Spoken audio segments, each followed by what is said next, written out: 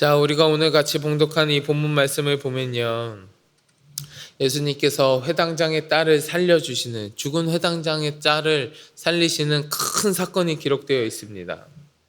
예수님께서 죽은 회당장의 딸을 살리시잖아요. 죽은 딸을 살리셨단 말이에요.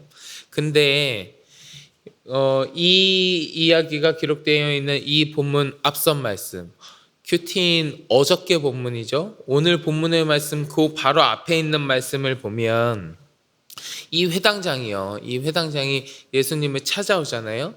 근데 예수님을 찾아올 때만 하더라도 회당장이 예수님을 만났을 그때 그 시간만 보더라도 그때 당시에는 이 회당장의 딸이요 아직 죽지 않았었습니다. 아직 죽지 않았었어요. 어제 큐티 말씀이긴 한데요. 여러분 오늘 본문 말씀 위에 마가복음 5장 22절부터 24절 말씀 한번 같이 봤으면 좋겠습니다. 마가복음 5장 22절부터 24절 말씀 우리 같이 한번 봉독해 보겠습니다. 회당장 중에 하나인 야이로라 하는 이가 와서 예수를 보고 발 아래 엎드려 간곡히 구하여 이르되 내 어린 딸이 죽게 되었사오니 오셔서 그 위에 손을 얹으사 그로 구원을 받아 살게 하소서 하거늘 이에 그와 함께 가실새 큰 무리가 따라가며 애워싸 밀더라. 아멘. 자, 회당장이 예수님께 와서 뭐라고 합니까? 내 어린 딸이 죽게 되었사오니 오셔서 손을 얹으시고 구원을 받아 살게 하여 주시옵소서 이렇게 얘기하잖아요. 여러분 지금 이 딸이 죽은 거예요? 아니면 아직 죽지 않은 거예요? 아직 안 죽었어요. 아직 안 죽었다고요. 많이 아파서 죽어가는 상태이기는 한데 죽어가는 상태일 정도로 많이 아프기는 한데 하지만 아직 죽진 않았단 말이에요. 죽지 않고 살아있는 상태에서 회당장이 예수님을 만났어요. 이 회당장이요 그 죽어가는 자기 딸을 보면서 그 딸을 살리기 위해서 정말 간절한 소망을 가지고 마지막 희망을 부여잡고 예수님 앞에 와서 무릎을 꿇은 거란 말이에요. 내 딸이 죽어가는데 내 딸이 아파서 죽을 것 같은데 이 예수님이라는 사람에 대한 소문을 들어보니까 이 사람이 무슨 아픈 사람들도 막 다 고치는 막 그런 이적을 보이기도 하고 귀신을 쫓기도 하고 하니까 자기 딸도 고쳐줄 수 있을 거라는 그 마지막 희망을 붙잡고 예수님 앞에 지금 나오지 않았겠어요? 이 회당장의 모습을 보세요. 어떻습니까? 예수님 발 아래 엎드려서 간곡히 구했다라고 해요. 그 발 아래 엎드려서 간곡히 구했다. 얼마나 그 모습만 보더라도 이 사람에게요. 지금 자기 딸을 살릴 수 있는 마지막 희망이 이제 예수님밖에 없습니다. 얼마나 간절한 희망을 붙잡고 이 예수님 앞에 지금 나왔습니까? 그리고 그런 회당장의 이야기를 듣고 예수님 어떻게 하셨습니까? 그와 함께 가실새라고 했거든요. 그와 함께 가실새. 그 딸을 고쳐주겠다고 예수님이 이제 같이 가시는 거예요. 같이 가시는 거예요. 그러니 이 회당장 마음에 얼마나 그 희망이 더 부풀었겠습니까? 아, 이제 됐다. 예수님이 가서 내 딸에게 안수하시면 내 딸이 나을 수 있을 거야 라는 그 희망이 점점 부풀기 시작했을 거예요. 죽어가는 자기 딸이 나을 수 있을 거라는 그 희망이 점점 생겼을 거라고요. 그런 마음으로 이제 예수님하고 자기 딸에게 가고 있는데 그 가는 길을요 방해하는 사람이 나타나요. 방해하는 사람. 그 사람이 누구냐 하면 12해를 혈루증으로 앓던 여인이에요. 혈루증으로 앓던 여인. 그 여인을 고쳐주시는 이야기가 예수님이 회당장하고 함께 가실새라고 했는데 가시는 그 길목에서 이 12해를 혈루증으로 앓던 여인이 예수님의 옷자락을 만져가지고 예수님이 그 여인이 내 옷자락을 만진 사람이 누군지 막 찾으시고 그 여인하고 이야기를 하고 그런 일들이 그 가는 길목에서 벌어진단 말이에요. 가는 길목에서. 지금 이 회당장은요. 이 회당장의 마음이 어땠겠어요? 한시라도 빨리 자기 딸에게 가야 하는데 빨리 가야 하는데 갑자기 이 여인이 나타나서 예수님의 옷자락을 만지는 바람에 예수님께서 그 가던 길을 멈추시고 이 여인과 이야기하시면서 이 여인을 고쳐주고 계시는 거잖아요. 그걸 바라보는 이 회당장의 마음이요. 속으로 막 얼마나 안절부절했겠어요.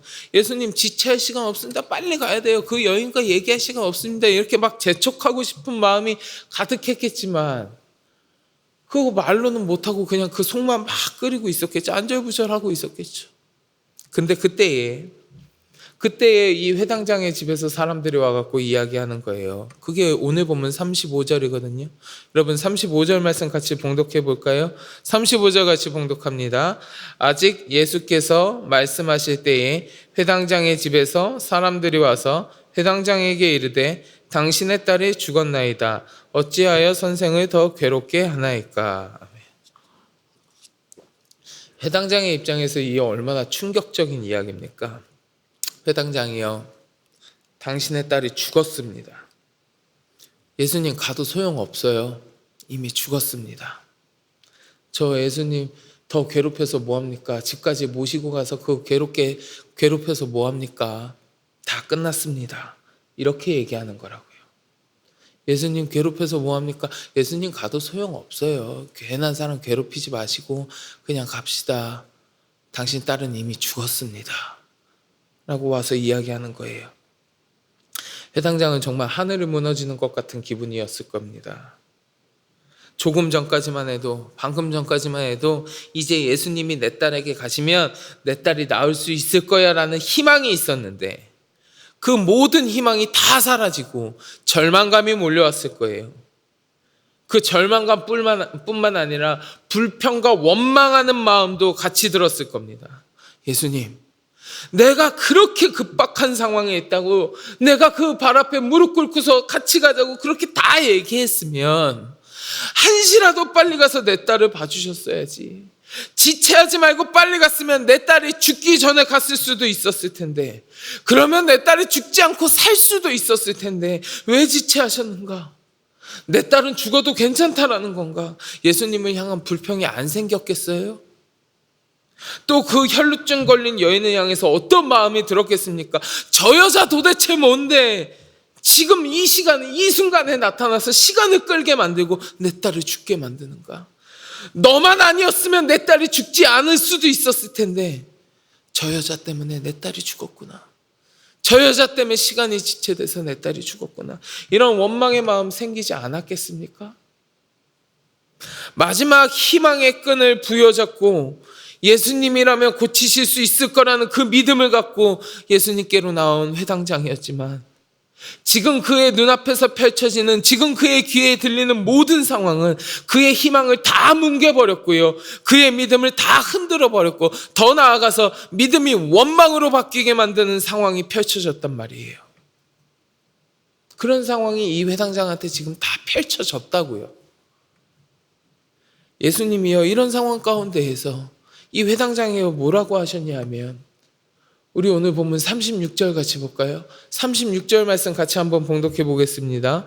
예수께서 그 하는 말을 곁에서 들으시고 회당장에게 이르시되 두려워하지 말고 믿기만 하라 하시고, 모든 희망이 사라지고 원망이 가득한 그 회당장에게 예수님께서는 두려워하지 말고 믿기만 하라고 말씀하셨습니다. 근데 여러분 생각해 보세요. 이 상황 가운데에서 두려워하지 말고 믿기만 하라라는 그 말이 적절한 대답이었는지 여러분 생각해 보세요. 예수님의 이 말씀이 그 상황에서 적절한 대답이었냐고요? 아니에요, 아니에요. 이미 죽었는데 뭐 믿기만 하라? 아직 아까 살아있을 때는 이 믿기만 하라, 그게 희망의 메시지니까 적절한 이야기일 수도 있습니다. 근데 지금은요, 이미 죽었잖아요. 근데 뭘 믿기만 하라는 겁니까? 내 딸이 죽었고요, 다 끝났어요. 이미 죽었어요. 근데 뭘 믿으라는 거예요? 차라리 야, 내가 더 서둘러서 갔어야 하는데 미안하다, 너의 딸이 죽은 것이 유감이다, 미안해하고 안타까워하고 위로하는 게 이 상황 가운데 훨씬 더 맞는 대답 아니에요? 근데 전혀 생뚱맞게 믿기만 하라 이렇게 말씀하시는 거예요. 오히려 그 원망의 마음을 더 부추기고 있다고요. 더 부추기고 있다고요, 주님이요. 근데 여러분, 이 믿기만 하라고 하는 예수님의 말씀 가운데는 중요한 전제가 하나 깔려 있습니다. 중요한 사실이 하나 깔려 있어요. 그게 뭐냐 하면, 예수님은요, 우리 주님은 사람의 상식과 생각을 뛰어넘으시는 분이라는 거예요. 우리 예수님은 무슨 일이든 하실 수 있는 분이잖아요. 죽음조차 다스리는 분이잖아요. 그분의 능력에는 제한이 없어요. 예수님의 능력에는 한계가 없단 말이에요. 한계가 없다고요. 그런 전제가 이 믿기만 하라는 말에 깔려 있는 거예요. 근데 여러분, 우리들은요, 보통은 우리 사람들은요, 나의 생각과 나를 둘러싼 환경 앞에서 우리 주님의 능력을 의심합니다. 의심해요. 근데 어찌 보면 의심하는 거 당연할 수도 있어요. 이런 상황 가운데에서 더 이상 어떻게 할 수 있는 것이 없다는 것이 상식이니까요. 이제 더 이상은 어떻게 할 수 없다는 것이 상식이에요. 당연한 사실이에요. 사람이 죽으면 끝나는 거지. 죽은 사람이 다시 살아난다? 이거 상식 밖의 일이잖아요. 우리가 성경에서 많이 고백하고 그런 일이지만 실제로 우리의 삶 가운데서 누가 죽었는데 아이 괜찮아. 다시 살아날 거야. 라고 이야기하는 게 상식적인 일이에요? 아니잖아요. 사람이 죽었는데 다시 살아난다고 하는 건 상식 밖의 일이란 말이에요. 그러니 당연하게 사람은 주님의 능력의 크심보다 내 눈앞에 보이는 지금 보이고 있는 그 절망적인 상황, 상식적으로 내 딸이 다시 살아나는 것이 불가능하다는 사실이 더 눈에 들어올 수밖에 없고요. 실망하고요. 주님을 향한 믿음이 무너질 수밖에 없어요. 그리고 이러한 사실은 이 회당장뿐만 아니라 사실 우리도 마찬가지예요. 마찬가지예요. 여러분, 당장 내 눈앞에요. 당장 내 눈앞에 상식적으로 아무리 생각하고 아무리 믿음을 갖고 있다고 할지라도 내 눈앞에 당장에 상식적으로 회복이 불가능한 절망적인 상황이 펼쳐진다면, 상식적으로 회복이 불가능한 절망적인 상황이 내 눈앞에 닥치면 우리는 포기하고 절망하는 경우가 사실 대부분이에요. 그런 경우가 훨씬 많아요. 하지만 그 순간에 주님은 말씀하시는 겁니다. 믿기만 하라, 믿기만 하라. 너의 모든 상황 가운데 네가 가지고 있는 모든 상식과 너의 생각에 나의 능력을 제한하지 말아라. 나는 모든 것을 뛰어넘는 사람이야. 모든 것을 뛰어넘는 분이야. 여러분, 절망적인 상황 가운데 있다고 해서 믿음을 포기하지 마십시오. 주님의 능력을 의심하거나 제한하지 마세요. 주님은 우리의 생각과 상식을 뛰어넘으시는 분입니다. 오늘 본문 41절하고 42절 보실래요? 41절과 42절 같이 봉독하겠습니다. 그 아이의 손을 잡고 이르시되 달리다고 마시니 번역하면 곧 내가 내게 말하노니 소녀야 일어나라 하심이라. 소녀가 일어나서 걸으니 나이가 12살이라. 사람들이 곧 크게 놀라거늘. 죽은 아이가 어떻게 되었습니까? 일어나잖아요. 다시 살아서 걸어가잖아요. 상식적으로 가능한 일입니까? 아니요. 불가능한 일이에요. 불가능한 일이에요. 상식적으로는 불가능하지만 우리 주님은 가능합니다. 내 상식으로는 불가능하지만 주님이 하시면 가능합니다. 가능합니다. 여러분, 몇 주 전에요. 한 두어 주 전에 저희 집에 큰 일이 있었습니다. 큰 일이 있었어요. 저의 처의 외삼촌, 저희 장모님의 남동생이죠. 처의 외삼촌께서 교통사고가 났습니다. 교통사고가 나셨는데 장모님이랑 막 울면서 전화 왔어요. 네, 삼촌 교통사고 났다고 빨리 기도해달라고 막 울면서 전화가 왔는데, 교통사고가 나셨는데 크게 났어요. 크게 났는데 목이 부러지셨습니다. 목이 부러지셨어요. 그래서 병원으로 급하게 옮겼죠. 급하게 옮겼고 의사들이 막 와서 얘기하는데, 의사들이 와서 뭐라고 했냐면 아마 전신마비가 될 겁니다. 아무리 경과가 좋아도 하반신마비를 피할 수 없습니다. 라고 이야기했어요. 아직 60이 채 안 되셨거든요. 50대 후반이신데 교통사고가 나서 목이 부러져 가지고요. 전신마비가 될 거라는 의사의 진단을 받았습니다. 그러니까 집안이 아주 너무 큰일이 난 거죠. 그래서 온 집안 사람들이 너무 낙심하고 아주 절망 가운데 빠진 일이 몇 주 전에 저희 집에 있었습니다. 그래서 장모님도 전화 오고요. 이모님들한테도 전화 오고 기도 좀 해라, 기도 좀 해라. 너희 삼촌 마비된다. 전신마비란다. 어떡하니 하면서 전화가 왔었습니다. 그날부터 뭐 저와 제 처도 열심히 기도했지요. 할 수 있는 게 없습니다. 기도 외에는 할 수 있는 게 없어요. 사람의 의술로는 전신마비 판단을 받았잖아요. 기도밖에 할 수 없었고요. 막 울면서 기도했었어요. 기도했었어요. 그리고 이틀이 지났는데 장모님한테 전화가 왔습니다. 발가락이 움직인대. 얼마나 감사하든지요. 일단 마비는 아니란 거잖아요. 목이 부러져서 전신마비가 될 거라 그랬는데 발가락이 움직인다는 소식에 얼마나 감사하든지 하나님이 기도를 들으시고 응답해 주시는구나. 하나님이 하시니까 고쳐주시는구나. 그래서 더 열심히 기도했어요. 그리고 며칠 더 있다가요. 한 닷새쯤 지났나요? 이모님이 동영상을 하나 찍어서 보내셨는데요. 삼촌이요.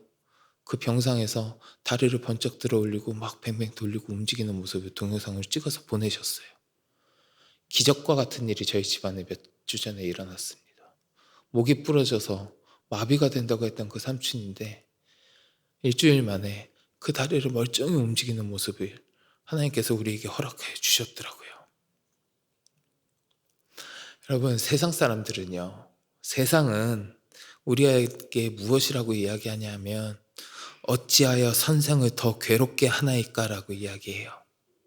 어찌하여 선생은 예수님을 괴롭게 하십니까? 라고 이야기하면서 우리의 믿음을 포기하도록 이야기합니다. 하지만 예수님은 우리에게 믿기만 하라고 말씀하셨어요. 믿음을 포기하라고 하지 아니하셨고 믿기만 하라, 너의 믿음을 지키라고 말씀하셨습니다. 절망적인 상황이라고 할지라도, 상식적으로 말도 안 되는 상황이라고 할지라도 포기하지 말고 믿기만 하라, 믿음을 지키라고 말씀하셨습니다. 사랑하는 성도 여러분, 우리 주님의 능력을 내 생각과 세상의 상식으로 제한하지 마세요. 우리 주님은 뭐든지 하실 수 있는 분입니다. 내 생각으로 말도 안 되고 세상적인 상식으로 말도 안 되는 일이라 할지라도 우리 주님은 하실 수 있습니다. 그 주님이 우리에게 말씀하십니다. 의심하지 말고 믿기만 하라. 우리가 주를 향한 굳건한 믿음을 지킬 때에 그 어떤 불가능할 것 같은 상황 앞에서도 우리는 하나님의 일하심을 경험할 수 있을 것입니다. 바라기는 이 자리에 함께 하시는 우리 모든 성도 여러분, 주를 향한 믿음을 굳건히 지킴으로 말미암아 불가능조차 가능하게 하시는 하나님의 놀라운 능력이 여러분들의 삶 가운데 경험케 되는 은혜와 축복이 가득하시기를 주의 이름으로 간절히 축원합니다. 우리 같이 기도하겠습니다. 하나님, 세상은 절망적인 상황 가운데에서 우리의 믿음을 포기하도록 만들지만 주님은 우리에게 믿기만 하라고 말씀하셨습니다. 하나님, 나의 생각과 상식으로는 불가능할 것 같은 상황조차도 하나님 주께서 만지시면 가능케 됨을 고백합니다. 주를 향한 이 굳건한 믿음이 흔들리지 아니하게 하시고 믿기만 하라고 말씀하셨던 그 주의 말씀을 내가 지켜 행하며 주를 향하여 더욱더 굳건한 믿음을 지키는 거룩한 백성이 되게 하여 주시옵소서. 우리 함께 기도하시고 마음속에 가지고 계신 간절한 기도의 제목을 갖고 같이 기도하겠습니다. 우리 주여 삼창하고 같이 기도합니다. 주여.